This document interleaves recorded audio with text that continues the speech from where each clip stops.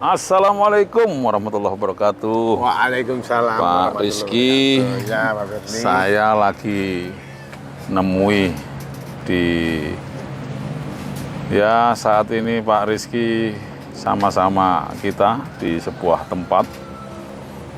Ya, tempatnya ini di empangnya Pak Herman Herman. di daerah Bogor. Ya.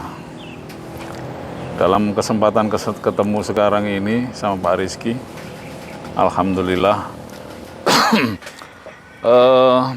Pak Rizky ini udah kenal lama, teman lama. Alangkah baiknya kesempatan ini tidak kita sia-siakan, ya. Gini, supaya enak, langgeng, santai-santai dulu. Pak Rizky ini dulu bekerja di sebuah perusahaan sama dengan saya, tetapi ya sama-sama berkarya di luar, ya. Kemudian sama-sama berkarya di luar sehingga ketemu lagi dalam usia yang tidak muda lagi. Ya. Mungkin ada bisa saya ingat ini Pak Rizky dulu waktu di perusahaan lama itu juga memegang divisi keuangan, terus divisi perpajakan, terus juga accounting gitu ya. Nah, alangkah baiknya ketemuan ini bisa sharing, berbagi, ya toh. Nah, berbaginya itu ya kalau ada manfaat bisa diambil. Ya, tapi kalau nggak ada manfaat atau masih itu biasa-biasa saja, ya itu pilihan tergantung masing-masing ya. Nah, mudah-mudahan bisa bermanfaat dan bisa menjadikan kebaikan untuk kita semua, oke? Ya Pak Rizky, ya, gini, saya tahu akhir-akhir ini kan sebuah usaha itu ya nggak tahu ya, mungkin sebagian besar ya ada situasi yang kurang baik ini, dalam arti kemarin itu banyak situasi-situasi yang sulit ya. Itu ya alhamdulillah sebuah usaha bisa bertahan saja itu sudah luar biasa. Tak lupa ini ada sebuah topik ya yang saya ingin sharing dari Pak Rizky itu. Mungkin nanti kalau keuangan nantilah. Ini mungkin perpajakan Pak Rizky.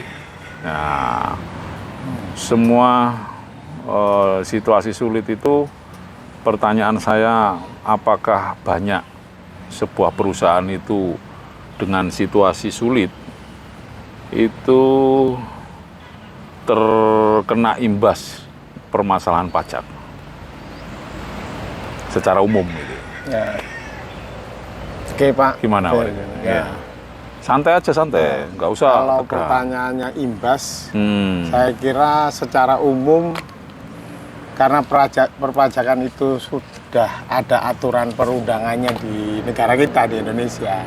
Jadi itu adalah sesuatu yang keniscayaan, tidak bisa dihindarkan.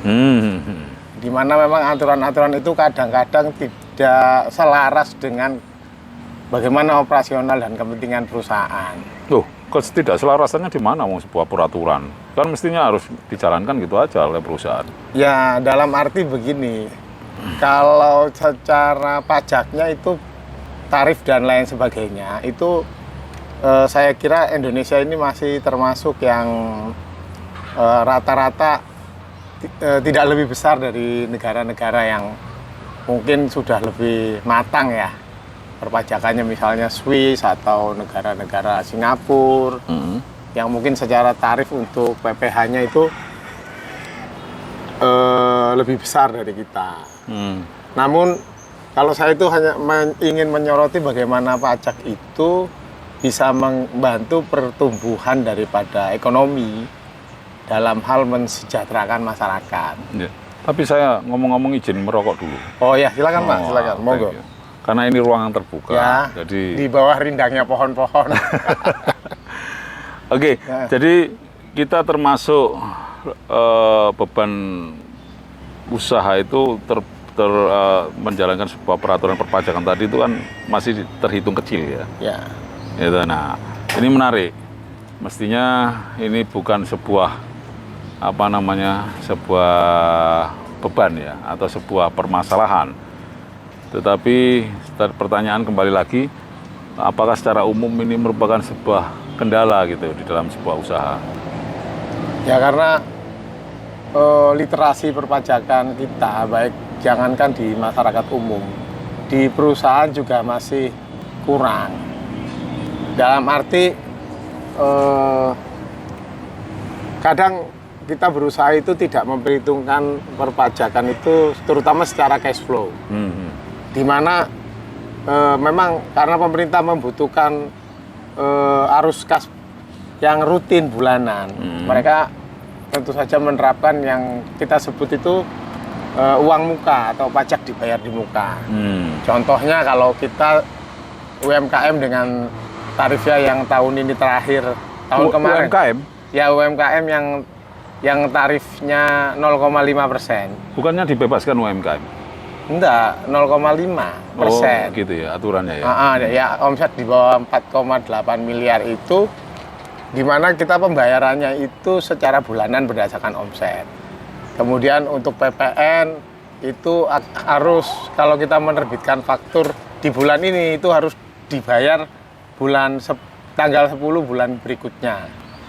UMKM nggak bebas lah Pak Rizka ya? Enggak, kita ini masih menggunakan UMKM itu kan aja Pak, nanti kaitannya karena kita di tahun ini tuh semua akan kembali menggunakan PPh Badan pasal 17 KUP yang berkaitan dengan pasal 28, 29, di mana nanti juga ada iuran uang muka PPh 25 itu menjadi beban tersendiri. Artinya rutin tiap bulan kita mengeluarkan untuk uang muka perpajakan. Kemudian juga PPN itu kalau kita bertransaksi dengan pihak lain, kemudian pembayarannya lewat dari 1 bulan, itu berarti kita harus membayar uang muka PPN-nya harus kita talangi dulu.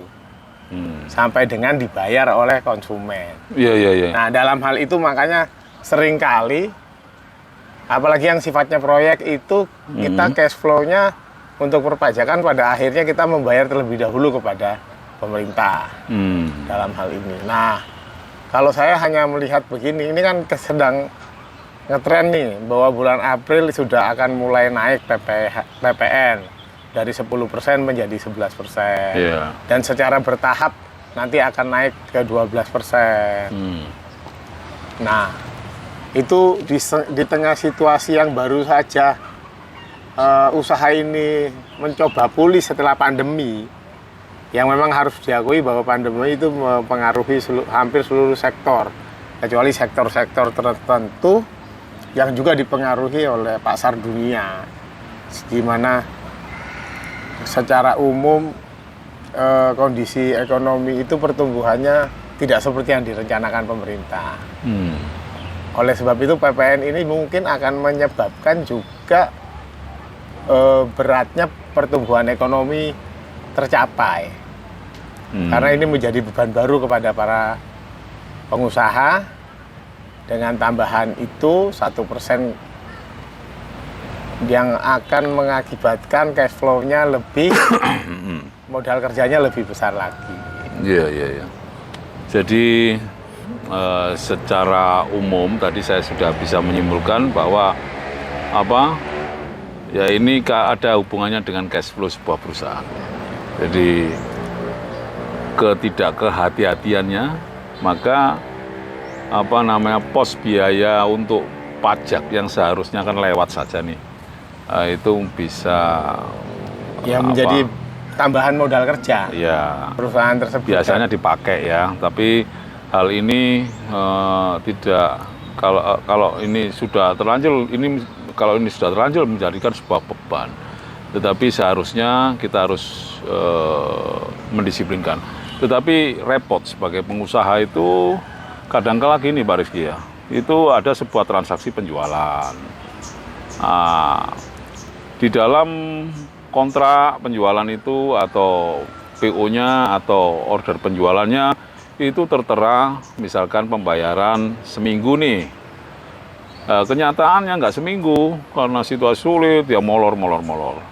Sedangkan faktur sudah tercetak, itu gimana? Apakah tidak merugikan sebuah perusahaan gitu ya? Secara cash flow ya menjadi beban tambahan untuk perusahaan karena dia harus menalangi pembayarannya, karena kalau misalkan tagihan itu lewat dari 30 atau 45 hari berarti pajak PPN-nya ditalangi terlebih dahulu. Lebih dahulu apabila punya uang. Kalau misalkan uangnya ini cash flow-nya rada berat, ini kan kena denda ini dia. Iya. Kalau kita tidak membayar ya kita kena denda keterlambatan lapor dan kena denda keterlambatan bayar. Nah, kalau dibayar sampai dengan dibayar. Ya disinilah secara akumulasi nanti bisa menjadi suatu beban ya, sebuah kendala masalah tersendiri gitu ya. Dimana sekarang ini begitu ketat ya. Begitu strict ya untuk perpajakan itu. Oke, kita ini masing-masing nanti kita akan selesaikan dengan solusi. Terus yang tadi saya tertarik, Pak Rizky menyebutkan manfaat tadi loh, apa dengan adanya kemanfaatan pajak itu untuk yang bersifat umum dan sosial, gimana? PPN ini kan di Indonesia kan metodenya kan keluaran masukan. Di beberapa negara hal tersebut sudah tidak dipakai lagi. Karena itu mengakibatkan adanya ketimpangan orang kucing-kucingan. Ada orang yang jualan tanpa PPN, ada yang jualan dengan PPN. Di sisi administrasi pemerintah dan Dijen Pajak yang mengawasi daripada para wajib pajak ini juga lebih banyak administrasinya, lebih sulit. Kalau saja itu dibuat final, misalkan final dihitung secara ekualisasi itu bahwa netnya itu untuk keuntungan 10% dengan kulaan yang juga 10% sebagai pajak masukannya, itu kan netnya kalau diekualisasi 2%. Misalkan ya harus ditetapkan secara bidang industrinya. Misalkan pertambangan itu 2%. Misalkan final ya untuk PPN. Kemudian untuk perdagangan umum misalkan karena rata-ratanya 5%, mungkin tarifnya 1%. Rata-rata keuntungan dilihat per sektor. Itu secara administrasi lebih mudah. Tidak perlu model pelaporan yang seperti ini. Begitu dia menerbitkan faktur, nilainya 2% dari omset bruto. Sudah, tidak perlu ada pajak masukan. Nah, memang dikhawatirkan itu akan secara jangka pendek akan menurunkan perolehan negara. Tetapi secara jangka panjang itu akan mendukung pertumbuhan perekonomian. Karena para pengusaha itu sudah pasti. Angka 2%-nya tadi? Ya, itu sudah dihitung nggak? Ada hitung-hitungan ekualisasinya. Oh, sama ya? Ya. Dan itu sudah diterapkan di Indonesia. Di perusahaan retail. Retail seperti supermarket. Terus seperti market bangunan yang sifatnya itu supermarket. Tapi kan itu juga ada celah juga untuk kebohongan juga itu.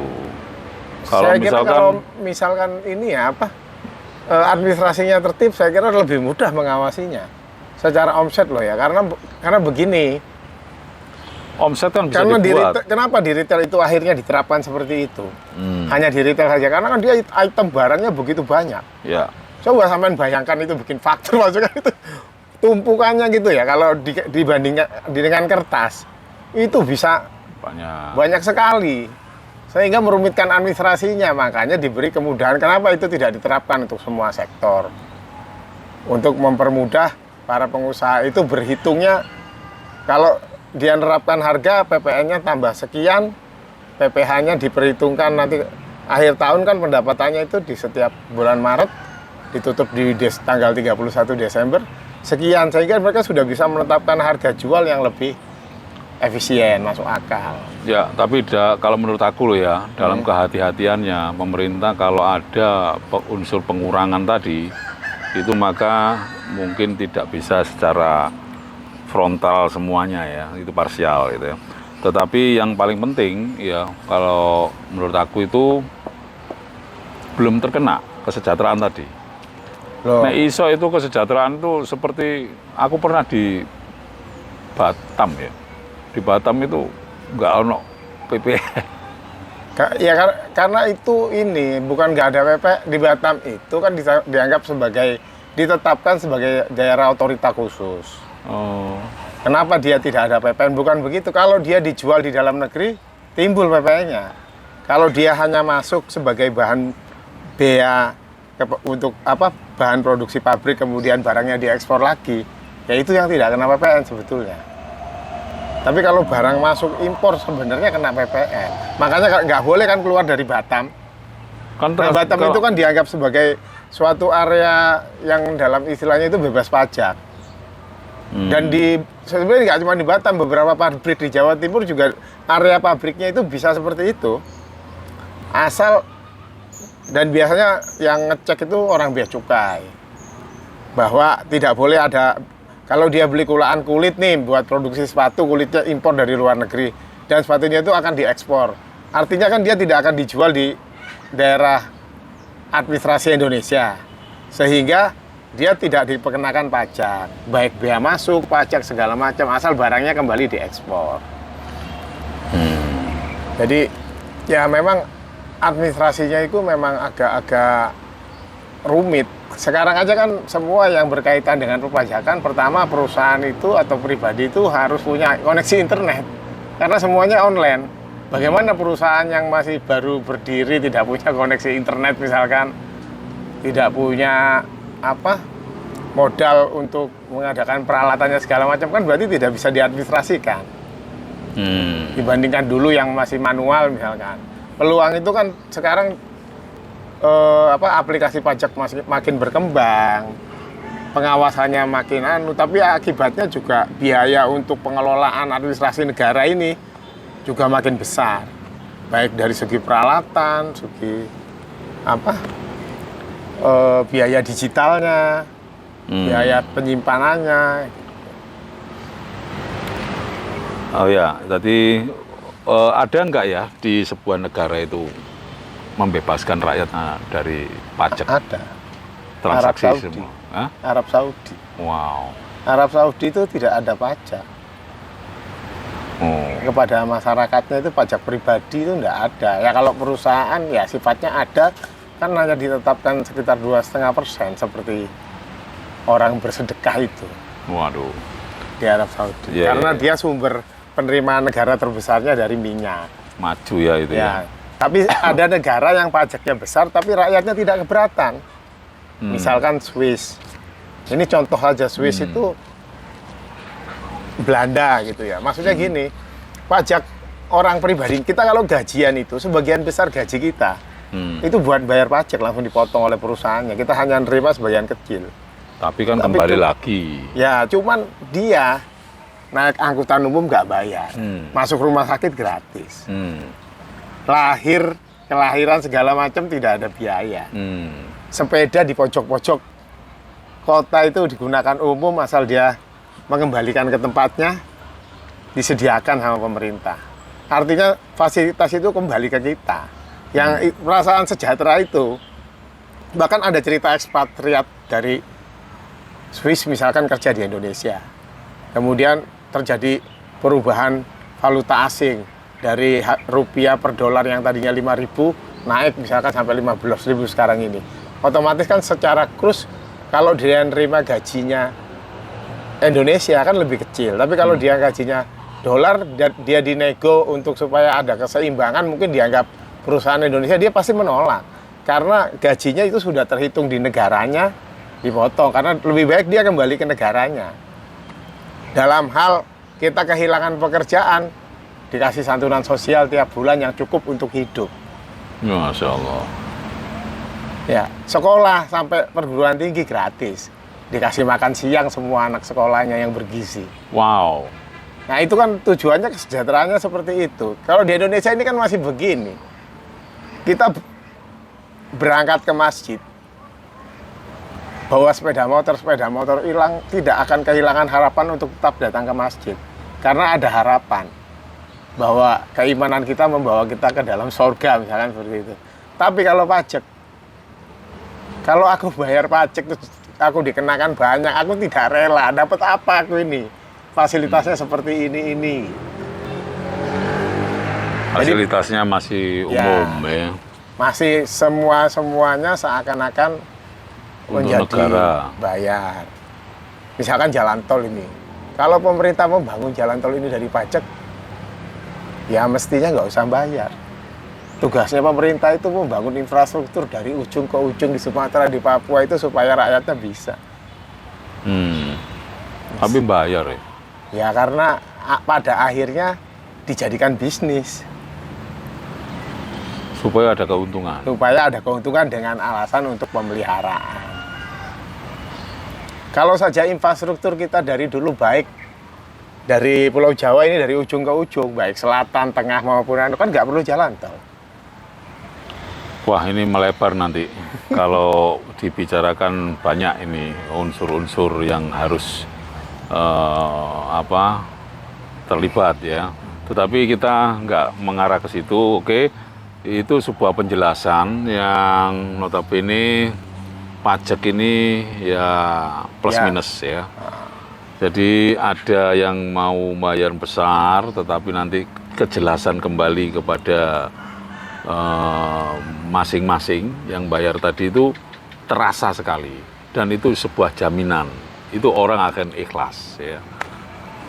Kembali lagi, kalau sebuah negara yang sudah maju itu relatif kecil pajak, tidak memberatkan.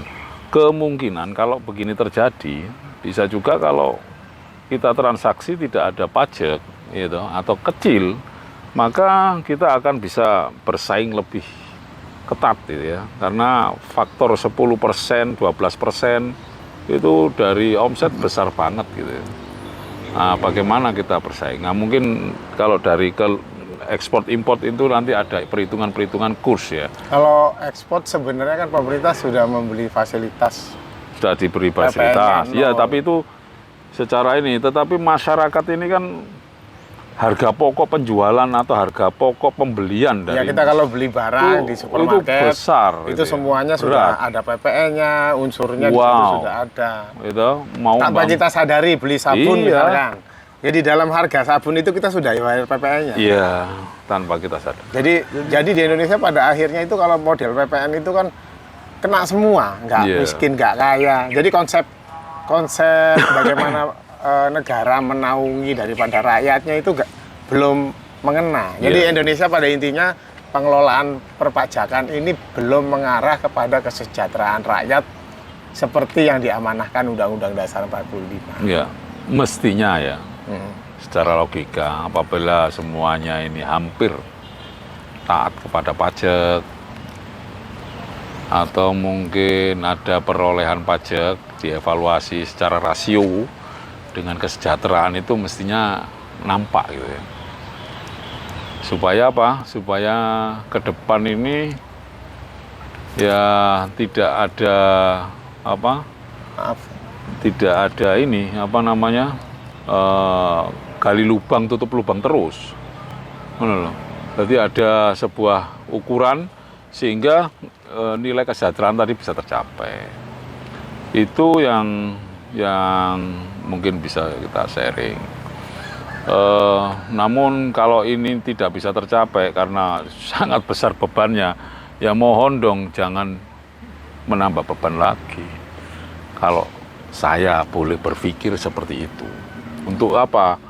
Ya memang kita pahit, tetapi kedepannya itu akan bisa dinikmati. Buat apa kita gaya-gaya lah istilahnya itu, kelihatan berprestasi baik atau kelihatan wah gitu ya, tetapi ini merupakan sebuah beban yang harus ditanggung bersama. Nah, ini kan nggak mengenakan. Akhir kata ya harapan kita supaya nanti dengan semua taat pajak, semua membayar pajak, itu ada hasil ya. Karena dengan adanya hasil yang terukur dan bisa dievaluasi, itu akan menimbulkan sebuah kritis tersendiri dari masyarakat. Terutama kalau ini nggak tercapai kan berarti ada yang korup gitu ya, ada yang ya ini kita belum bicara memainkan masalah di situ. Pengelolaan Gitu ya. daripada dana Ya itu harus aman. BPN. Ya, itu Pak Rizky ya. Waduh, sudah cukup lama nih bincang-bincang siap. kita. Menarik. Mungkin ada pesan-pesan apa penghujung lah. Ya kalau pesan ya kan kembali ke diri kita masing-masing. Artinya itu ya kita tidak bisa. Artinya gini, kalau untuk perpajakan peraturan perundangannya itu sudah ada. Dan kita itu harus taat kan gitu sebagai warga negara maupun sebagai badan hukum objek pajak yang ada karena kita tinggal di Indonesia. Ya. Harapannya ya pengelolaan dari pemerintah itu bahwa memang mengena kepada sasaran yang tujuannya adalah kesejahteraan masyarakat pada umumnya. Sip. Terus? Itu Terus? saja pesannya. Dalam hal mungkin ya ini kita perlu memikirkan lagi, tapi ini mungkin sesuatu yang perlu didiskusikan lagi adalah masalah bagaimana sumber daya itu bisa merata sehingga masing-masing rakyat Indonesia itu punya kekuatan ekonomi yang cukup untuk minimal menghidupi dirinya dan keluarganya tanpa bantuan pemerintah. Kan sama-sama kita tahu nih duit beredar itu katanya 80% uang yang beredar dikuasai oleh 20% kelompok tertentu. Sedangkan sisanya itu diperebutkan 80% rakyat Indonesia. Wah itu ya ini kan pilihannya melebar dulu. Pilihannya itu kapitalis apa sosialis. Ya wis, nanti itu bisa ditambahin di komen-komen. Oke, Wah, siap. silakan. Untuk penghujung lagi kita sebut tes ura, tus ura, ya biar Iya. semangat. Ura. Yeah. Semua jadi murah. Semua jadi murah. С праздником вас! С Днем Великой Победы! Ура!